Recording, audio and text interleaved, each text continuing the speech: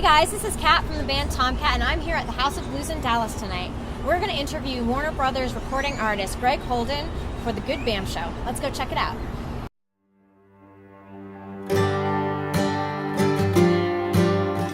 Greg Holden is, Greg Holden is a songwriter from the UK. Yeah, Greg Holden. Why am I talking myself in third person? What does Greg Holden do? I'm Greg Holden. I am a songwriter from the UK, and I love to tell stories. What a wonderful world that we live in. Now that everybody's getting rich, if it's a wonderful world that we live in. Why is everybody getting sick?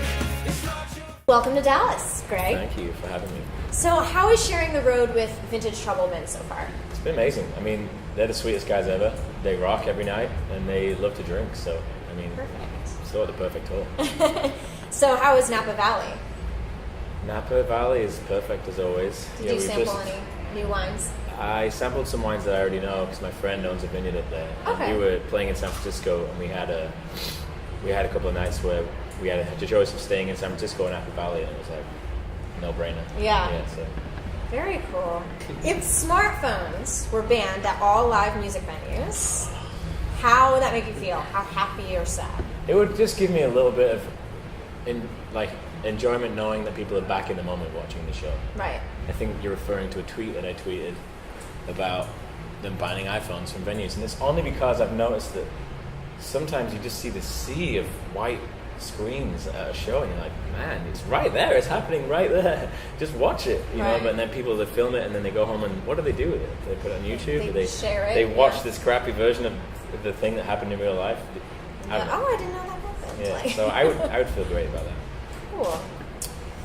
Selling out Hotel Cafe in LA right before kicking off your tour must have been a really cool experience. Yes, it was. Any favorite memory from that night? LA is... I love playing in LA because the crowd is really kind, and you wouldn't think so. LA is one of those places where you think people aren't, and it really is quite ironic that the crowd is so amazing. I love playing there. I love Hotel Cafe. I've been going there for years and years. And no particular highlight. I just enjoyed the evening as a whole. You know, it's nice to sell out a venue. It feels good. Yeah, I'm sure. That's awesome. Okay, how many Boys in the Street stencils have you seen across the country? So many. Or across the world, really. It's amazing, yeah. The first time I saw one was in London, and then they started popping up in New York. I walked by one in my neighborhood the other day, and that was weird. That's awesome. Yeah. So that was a bizarre feeling. It must be a good feeling knowing that your lyrics Like, oh, are that's really me. inspiring people, Yeah, it's too. great, it's great. That's awesome.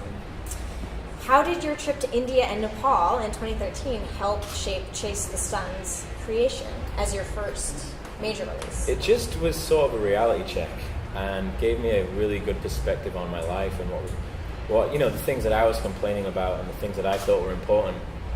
From that trip, I realized they're not really, and it just sort of made me realize how lucky I am to be making music for a living, and just, I don't know, I wanted to spread that lesson that I'd learned with as many people as possible, which is sort of what shapes Chase the Sun. Interesting. Awesome.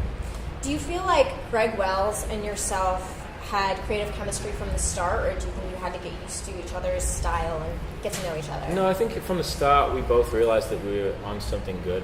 We just sort of, there was no clashing of ideas. It was like a constant flow of, I think this would work. Oh, me too. And it flowed really well. And of course, the good thing about Greg and I is we're both quite opinionated, and we have an idea of what we both wanted, and we did fight on occasions about what we wanted, but I think generally we both had the same outcome. We had the same vision for the record, so it worked really well. Totally different from different backgrounds, but it worked really well. Yeah, sometimes that makes the best music. Yeah, It's totally. two different. Well, he's a pop guy, and I wanted to make a rock record, and he, I don't know, it worked. I didn't want to do it with a rock producer because it would have been too much of the same idea. Right. It was nice to have it balanced out. Cool. So, last but not least, give us one up-and-coming artist that you would recommend to everyone to check out right now. There's a band called the Silent War. My friend Garrison Starr, she's an amazing singer-songwriter. Her and her friend started this band called the Silent War, and they're sort of up-and-coming. And they're pretty amazing. They're based out of LA, so awesome. Definitely check them out. We will. We sure will.